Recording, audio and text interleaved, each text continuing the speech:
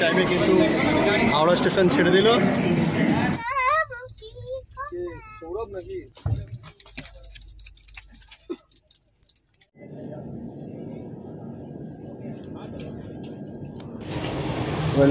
সিটে শুয়েছিলাম, হঠাৎ একটু পোড়া পোড়া গন্ধ আসায় একের পর এক টেনশন চলে আসছে।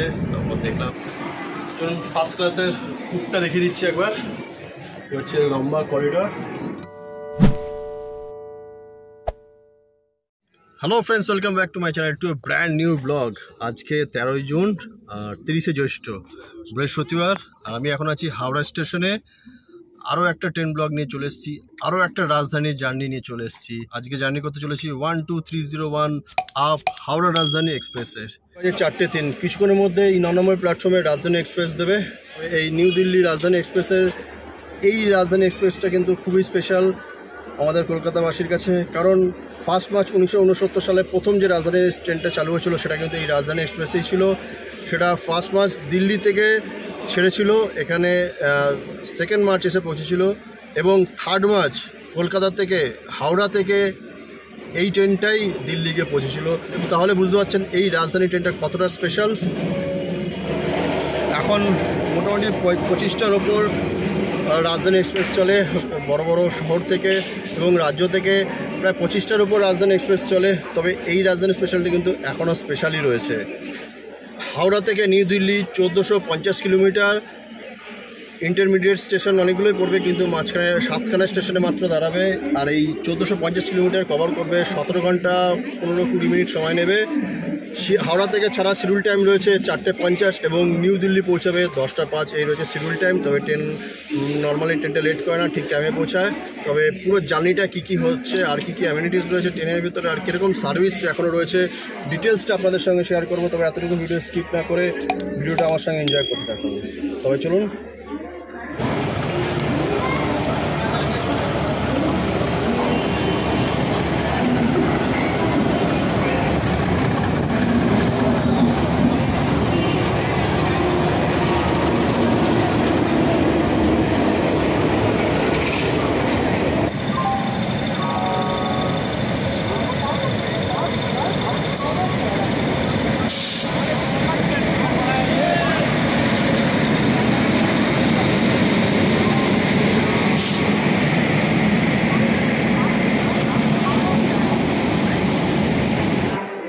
চলুন রাজধানীর ফার্স্ট ক্লাস এসির কম্পার্টমেন্টে একবার ট্যুর করাই।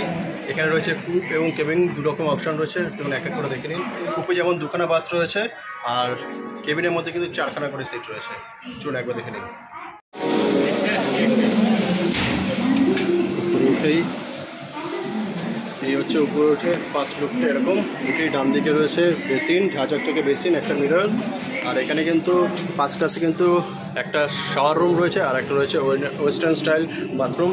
শাওয়ার রুমের ভিতরে কিন্তু দেখুন, শাওয়ার রুমটা দেখুন যথেষ্ট নিট অ্যান্ড ক্লিন। বিশাল বড় একটা আয়না রয়েছে, আর রয়েছে লিকুইড হ্যান্ড ওয়াশার। আর এখানে রয়েছে এরকম গিজার, হ্যান্ড শাওয়ার, আর এখানে রয়েছে শাওয়ার, ওয়েল স্নান করার পুরো ব্যবস্থা রয়েছে। আর না, এখানে কিন্তু ড্রায়ারের জন্য কোনো প্লাগ দেওয়া হয়নি। আর এই পাশে রয়েছে ওয়েস্টার্ন স্টাইল, এই হচ্ছে ওয়েস্টার্ন স্টাইল বাথরুম, যথেষ্ট নিট অ্যান্ড ক্লিন। এখানে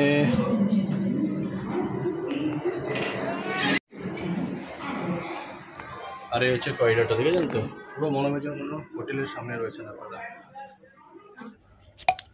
ওয়েল, আমি এখন রয়েছি কূপের মধ্যে, ফার্স্ট ক্লাস টুটার কূপের মধ্যে রয়েছি। এই হচ্ছে কূপ, ছোট্ট একটা কেবিন যার মধ্যে 2খানা বার্থ থাকবে। নিচে রয়েছে এরকমটা বেশ চওড়া সিট, আর বেশ কুশনটা বেশ আরাম, বেশ সফট। বেশ কিছুটা জায়গা রয়েছে ঢুকেই বাদিকে একটা মিরর, এখানে হচ্ছে ছোট্ট জিনিস রাখার জন্য একটা জায়গা রয়েছে, এখানে রয়েছে বোতল হোল্ডার, আর উইন্ডোতে রয়েছে কার্টেন, আর এই পাশে রয়েছে একটা স্টাডি ল্যাম্প, আর এখানে রয়েছে চার্জার পয়েন্ট, আর এখানে রয়েছে ছোট্ট একটা বাঙ্কার হ্যান্ড লাগেজ রাখার জন্য। ঠিক একই রকমভাবে ওপরেও কিন্তু সেম জিনিস রয়েছে। সিট, উপরে সিটটাও বেশ চওড়া। এখান দিয়ে রয়েছে এই ওপরে যাওয়ার সিঁড়ি রয়েছে, সিঁড়ি দিয়ে উপরে উঠে আসলে এরকম লম্বা সিট, সিটের উপরে রয়েছে এরকম স্টাডি ল্যাম্প, এই পাশে রয়েছে চার্জার পয়েন্ট আর লাইট অন অফ করার সুইচ, রয়েছে বালিশ, বেড কভার, এখানে রয়েছে ব্ল্যাঙ্কেট আর হ্যান্ড টাওয়াল, এখানে রয়েছে রেগুলেটর স্পিকারের ভলিউম অ্যাডজাস্ট করার জন্য, আর এখানে রয়েছে একটা বড় মিরর, আর একটা সেন্টার টেবিল রয়েছে, এই নিচে রয়েছে সেন্টার টেবিল। ওয়েল, এই হচ্ছে কুপ, ও আর এখানে রয়েছে একটা বটল হোল্ডার। এই হচ্ছে কুপ। কুপ কিন্তু টিকিট করার সময় কুপ পাবেন না, নর্মাল কেবিন পাবেন, সেটা কিন্তু বোঝা যাবে না। আপনি যখন টিকিট কাটবেন তখন কিন্তু সেখানে অপশান থাকবে, আপনি কুপ চান কিনা সেই অপশানটা টিক করে রাখতে হবে। টিকিট যখন কনফার্ম হবে তখন গিয়ে আপনি জানতে পারবেন কুপ পেয়েছেন না নর্মাল সিট পেয়েছেন। তবে কেবিনের মধ্যে রয়েছে কিন্তু 4খানা বেড। চলুন কেবিনটা একবার দেখা, যদি ফাঁকা থাকে কেবিনটাও দেখাচ্ছি। কুপে যেমন ডবল বেড রয়েছে, আর কুপে কিন্তু এরকম পর্দা টেনে দিলে কিন্তু দরজা টেনে দিলে কিন্তু টোটাল প্রাইভেসি মেনটেন করা যায়। কুপের ক্ষেত্রে কিন্তু মেন কাপলদের বেশি প্রায়োরিটি দেওয়া হয়। তবে চলুন, আর করিডোরটা কিন্তু মারাত্মক, দেখুন করিডোরটা হচ্ছে করিডোর, মনে হবে কোনো হোটেলের সামনে চলে এসেছেন আপনারা।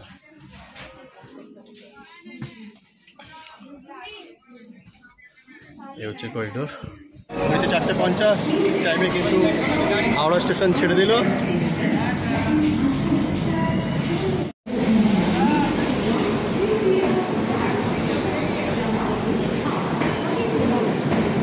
চারটে 51, ঠিক 50-এ কিন্তু ট্রেন ছেড়ে দিল।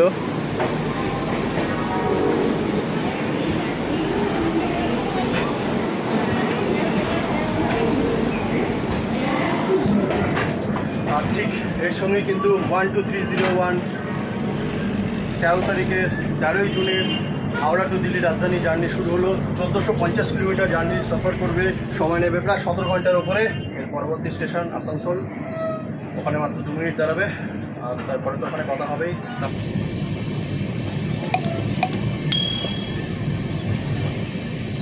সুন্দর একটা সানসেট হচ্ছে, প্রায় 60 কিলোমিটার ক্রস করে চলে এসেছি, প্রায় 40 মিনিটের উপর রান করে ফেলেছে ট্রেন। আর সুন্দর একটা সানসেট হচ্ছে, অপরূপ লাগছে। এখান থেকে ক্যামেরায় কতটা আসবে বলতে পারছি না। তবে আমাদের পরবর্তী স্টেশন আসানসোল। সেকেন্ড ক্লাসের উঠেই রয়েছে এরকম একটা স্টিল বেসিন, সামনে মিরর, আর এপাশে রয়েছে দুটো বাথরুম। ওয়েল, বাথরুমগুলো দেখাচ্ছে না, অ্যাজ ইট ইজ বাথরুম কিন্তু যথেষ্ট নিট অ্যান্ড ক্লিন। এখানে কিন্তু এরকম শাওয়ারের ব্যবস্থা নেই যেরকম ফার্স্ট ক্লাসে রয়েছে। চলুন সিটগুলো দেখাই পরে।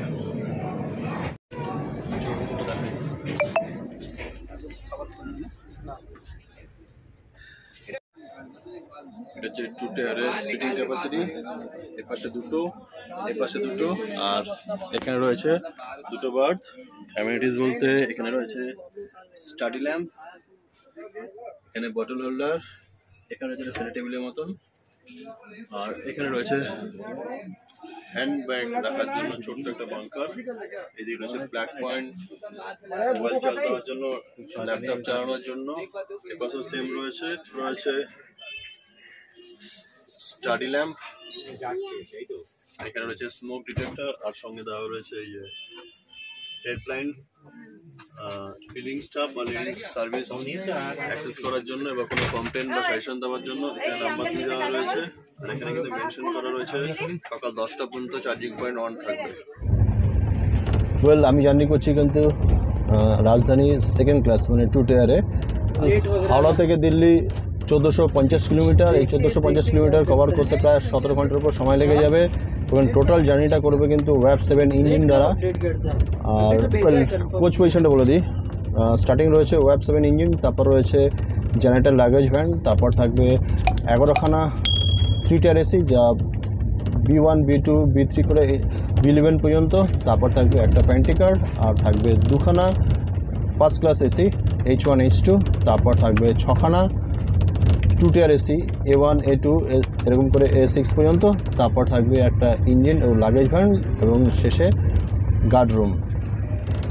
যেটা বলছিলাম, ওয়াব 7 ইঞ্জিন দ্বারা পুরো রাজধানী জার্নিটা কমপ্লিট করা হয় এবং এর ম্যাক্সিমাম স্পিড থাকে 130 কিলোমিটার আর অ্যাভারেজ স্পিড থাকে 80 থেকে 85 কিলোমিটার প্রতি ঘন্টায়। ফার্স্ট মার্চ 1969 সালে যখন রাজধানী এক্সপ্রেস চালু ছিল তখন কিন্তু ICF কোচ ছিল। 2006 সালে ICF কোচগুলো রিপ্লেস করে LHB কোচে রূপান্তরিত করা হয়। আর এখন কিন্তু কিছু কিছু ট্রেনে তেজস রাজধানী কোচও লাগানো রয়েছে, যা 2021 থেকে তেজস রাজধানী কোচ বেশ কিছু ট্রেনের মধ্যে চালু করা হয়েছে। তো বুঝতে পারছেন রাজধানী সময়ের সঙ্গে সঙ্গে অনেকটাই আপগ্রেড হচ্ছে। নির্ধারিত সময় থেকে প্রায় 15 মিনিট লেটে ট্রেন এসে আসানসোল পৌঁছালো। আমাদের দীর্ঘ যাত্রাপথের মাত্র 200 কিলোমিটার কভার করলাম, আর আসানসোলে ট্রেন কিন্তু ঠিক 2 মিনিট দাঁড়াবে। ট্রেন কিন্তু অলরেডি আসানসোল লেটে ঢুকিয়েছে, তারপরও আসানসোলে কিন্তু 2 মিনিটের বেশি দাঁড়াচ্ছে। প্রায় এখনও পর্যন্ত ট্রেন প্রায় 15 মিনিট থেকে 20 মিনিট লেট করে ফেলেছে। ট্রেন কিন্তু এখনও আসানসোল স্টেশন ছাড়েনি। অ্যাপার্টমেন্টের পাশেই রয়েছে কিন্তু এরকম হট বাফেট, মানে খাবার রাখার জায়গা, ওর পাশে রয়েছে ফ্রিজার জলের বোতল রাখার জন্য। আর এই জায়গাটা কিন্তু মানে কোচ অ্যাটেন্ডেন্ট যারা আছে তারা খাবার ডিস্ট্রিবিউট করার জন্য এই জায়গাটা ব্যবহার করা হয়ে থাকে।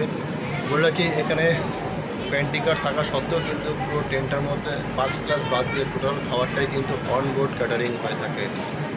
টিকিটের সঙ্গে আপনি চাইলে খাবার বুক করতে পারেন এবং সেখানে উইদাউট খাবারও টিকিট বুক করতে পারেন। আমাদের যেমন উইদাউট খাবার টিকিটটা বুক করেছি, আমাদের পড়েছে পার হেড 3700 টাকা করে। আর নর্মালি ভাড়া রয়েছে 4100 থেকে 4200 টাকার মতো থাকে। তবে ভাড়া কোনো ফিক্স না, ডাইনামিক ফেয়ার, যেরকম ডিমান্ড সেরকম তার ভাড়া আপ ডাউন করতে থাকে। আমাদের রাজধানী ফার্স্ট ক্লাসের থেকে প্যান্টির মজাটা নেওয়া যায়। রাজধানীর প্যান্টির কারটা কিন্তু শুধু ফার্স্ট ক্লাস এসির জন্যই রয়েছে। ফার্স্ট ক্লাস এসি যারা রয়েছে শুধু তাদেরই প্যান্ট্রি কার থেকে খাবারটা সরবরাহ করা হয়। বাকি খাবারটা কিন্তু অনবোর্ড ক্যাটারিং হয়। আসানসোল ধানবাদ থেকে খাবারটা ওঠে, সেই খাবারটা প্রত্যেক প্যাসেঞ্জারের কাছে ডিস্ট্রিবিউট হয়। ট্রেন কিন্তু প্রায় 21 মিনিট লেট করে আসানসোল স্টেশন ছাড়লো। এখন ঘড়িতে বাজে প্রায় 7:20। পরবর্তী স্টেশন ধানবাদ, টাইম রয়েছে 7:55। যদি ট্রেন লেট পিক আপ করতে পারে তাহলে ঠিক টাইমে পিক আপে, নাহলে হয়তো কন্টিনিউ লেটটাই চলবে। তাহলে চলুন, আবার ধানবাদে কথা হচ্ছে।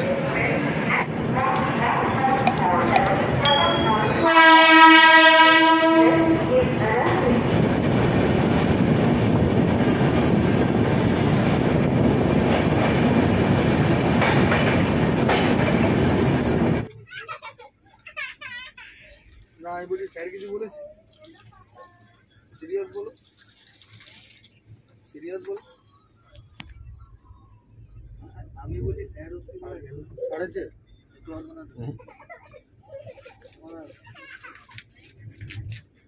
Tomato soup tasty.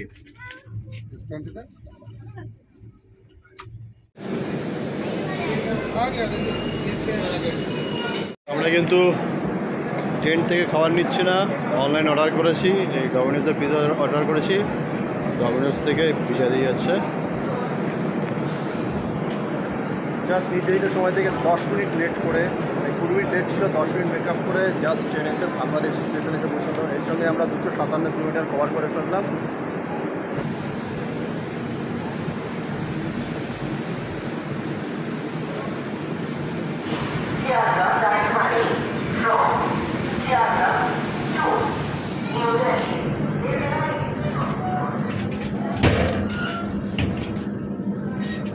Minute late ছিল, সেখানে 11 মিনিট মেকআপ করে ঠিক 9 মিনিট লেটে ধানবাদ স্টেশন ছাড়লো। ঘড়িতে বাজে 8:09। এরপরের স্টেশন পরশনাথ, টাইম রয়েছে 8:30-এ। কি সুবিধা কোনো ঝাল লেগে যায়? আপনারা যদি ট্রেন থেকে খাবার না নিতে চান তাহলে কিন্তু অনলাইনে অর্ডার দিতে পারেন, যেমন আমরা দিয়েছি। আমরা ডমিনোস অর্ডার দিয়েছি, এছাড়া অনেক অপশান রয়েছে, আপনারা আপনাদের ইচ্ছা অনুযায়ী অর্ডার দিতে পারেন।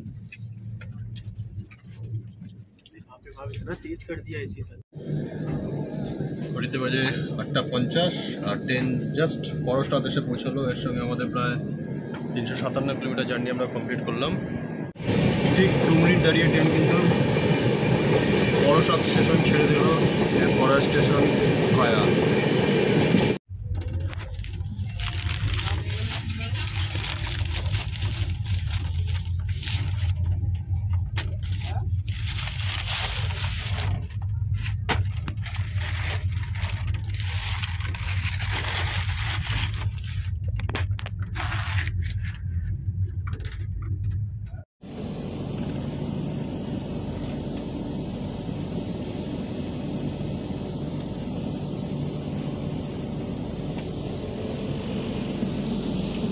পোড়া পোড়া গন্ধ আসছে, শুয়েছিলাম হঠাৎ দেখলাম ওটা পোড়া পোড়া গন্ধ আসছে। আর ট্রেন কিন্তু দাঁড়িয়ে পড়লো, দেখি কি হয়েছে একটু।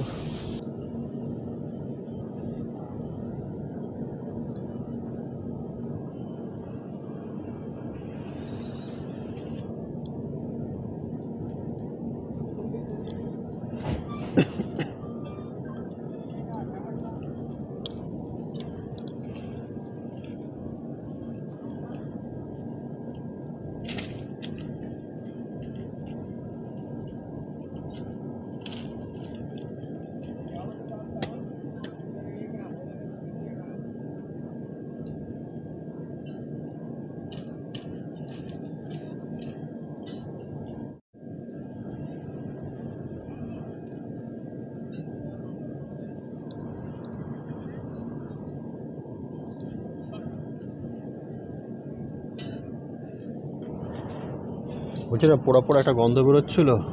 ট্রেনটা দাঁড়িয়ে পড়েছে, সিগন্যাল দাঁড়িয়ে রয়েছে, তারপরে দাঁড়িয়ে পড়েছে। সিকিউরিটি, জিআরপি, গার্ড, টিটি সবাই নিচে ইঞ্জিনে চেক করছে। আর এখান থেকে কিন্তু ধোয়া ধোয়া হয়ে আছে পুরো।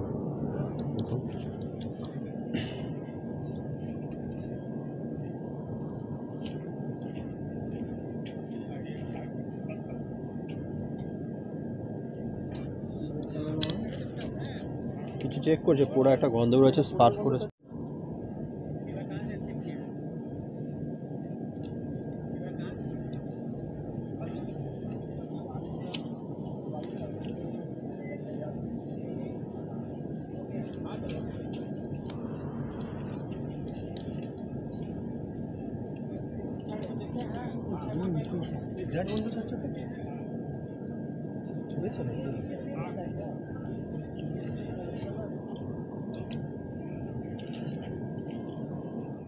ওয়েল, কোথার থেকে গন্ধ আসছে বোঝা যাচ্ছে না, তবে এই বগের থেকেই আসছিল।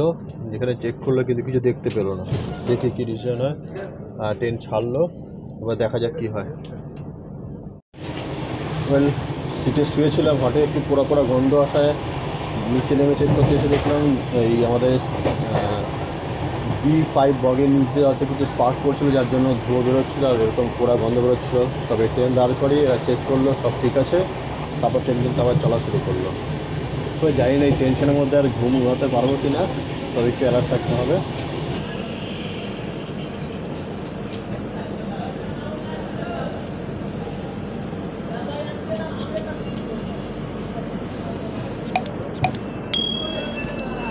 ট্রেন কিন্তু নির্ধারিত সময় থেকে প্রায় 15 মিনিট লেটে গয়া জংশন এসে পৌঁছালো। আর এর সঙ্গে সঙ্গে 458 কিলোমিটার জার্নি আমরা কমপ্লিট করে ফেললাম। ট্রেন কিন্তু এখানে মাত্র 3 মিনিট দাঁড়াবে। গয়া জংশনে 3 মিনিট ট্রেন দাঁড়িয়ে ঠিক ছেড়ে দিল ট্রেন। এর পরবর্তী station Deendayal Upadhyay station. Time রয়েছে 12টা 45। তবে এতক্ষণ জেগে থাকবো না, হোপফুলি ঘুমিয়ে পড়বো, কারণ লাস্ট নাইটও সেইভাবে ঘুমানো হয়নি। আর রাতের জার্নি বাইরে সেরকম কিছু দেখাতে পারছি না, তাই যদি জেগে থাকি তবে দীনদয়াল উপাধ্যায় কথা হচ্ছে, তাহলে আবার কাল সকালে আবার কথা হচ্ছে। Good night. ট্রেন কিন্তু পণ্ডিত দীনদয়াল উপাধ্যায় স্টেশন থেকে প্রায় 145 কিলোমিটার আগে দেউরিয়া কুরমা স্টেশনে দাঁড়িয়ে পড়েছিল। এখানে প্রায় 45 মিনিটের উপর দাঁড়িয়ে আছে। প্রায় ট্রেন 10-15 মিনিট লেট থেকে প্রায় 1 ঘন্টা ট্রেন লেট করে ফেলেছে। ওয়েল, জানি না কখন গিয়ে পণ্ডিত দীনদয়াল উপাধ্যায় স্টেশনে পৌঁছাবে। একটু চোখটা লেগে এসেছিলো, হঠাৎ ট্রেনটা দাঁড়িয়ে যায়। তারপর দেখছি প্রায় 50 মিনিটের উপর ট্রেন দাঁড়িয়ে রয়েছে। তো ফাইনালি প্রায় 1 ঘন্টা লেট করে ট্রেন ছাড়লো। চলো তারপর দেখি সামনে আর কি গিয়া। তবে আজকে জার্নিটা মোটেই কমফোর্টেবল লাগছে না, কারণ একের পর এক টেনশন চলে আসছে। তারপর দেখলাম স্মোকের গন্ধ আসছিলো, পোড়া পোড়া গন্ধ আসছিলো। এখন এখানে ট্রেন প্রায় কী কারণে দাঁড়িয়ে করলো বুঝতে পারছি না। তো চলুন আরও কী কী হয় সামনে দেখাচ্ছি।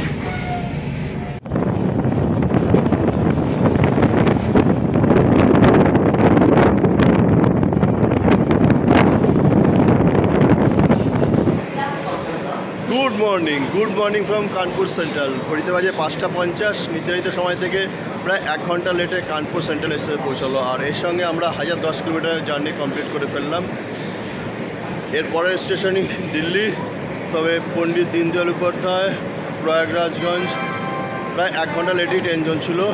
মাঝে একটু ট্রেনের সমস্যা হচ্ছিল, যার জন্য ট্রেনটা বেশ একটু দাঁড়িয়ে এসেছিলো। প্রায় 1 ঘন্টা লেট করে ফেলেছে। জানি না দিল্লি পৌঁছতে আর কতটা সময় নেবে, হয়তো এই লেটটা বাড়বে, কারণ আর মেকআপ দেওয়ার কোনো সময় নেই। আর এই কানপুরে কিন্তু 5 মিনিট ট্রেন দাঁড়াবে, 5 মিনিট ট্রেন দাঁড়িয়ে ছেড়ে দেবে।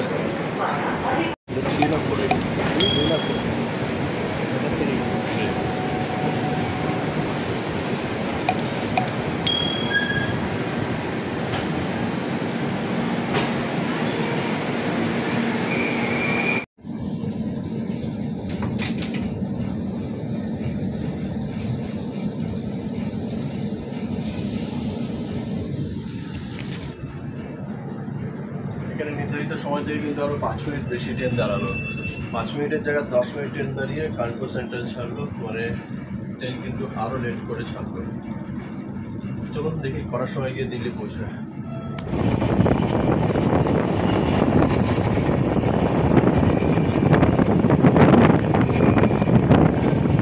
সকালবেলা কিন্তু এরা নিউজ পেপার প্রোভাইড করেছে।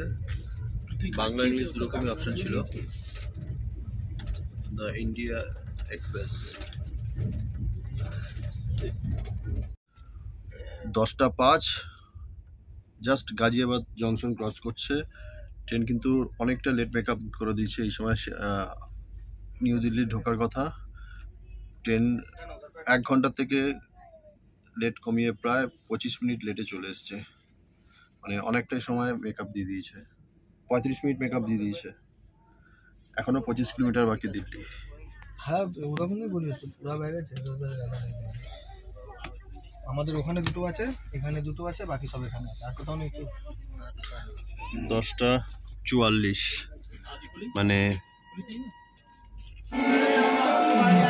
নির্ধারিত সময় থেকে প্রায় 45 মিনিট লেটে নিউ দিল্লি স্টেশনে এসে রাজধানী এক্সপ্রেস পৌঁছালো। এরই সঙ্গে আমরা 1450 কিলোমিটার করলাম। টোটাল জার্নিটা মিক্স রিয়াকশান ছিল, কখনো ভালো কখনো খারাপ, কারণ ছোটোখাটো কিছু ঘটনা ঘটেছে, যার জন্য একটা টেনশনে ছিলাম জার্নিটা। তবে ফাইনালি আমরা সেফলি নিউ দিল্লি স্টেশনে এসে পৌঁছেছি। এই মুহূর্তে টেম্পারেচার দেখাচ্ছে 39 ডিগ্রি, বাট যে হাওয়াটা বইছে না, হাওয়াটা আমার হচ্ছে গরম লু বইছে। আর ঠান্ডার থেকে বেরোলাম তো এক্সট্রিম গরমটা লাগছে। তবে এই 5-6 দিন এখানে প্রচুর টাফ কাটতে চলেছে। ওয়েল, ভিডিও যদি এত পর্যন্ত দেখে থাকেন অবশ্যই কমেন্ট করে জানান ভিডিওটা কেমন লাগলো, আর লাইক তো অবশ্যই দেবেন। ওয়েল, ভিডিও আমি এখানে শেষ করবো।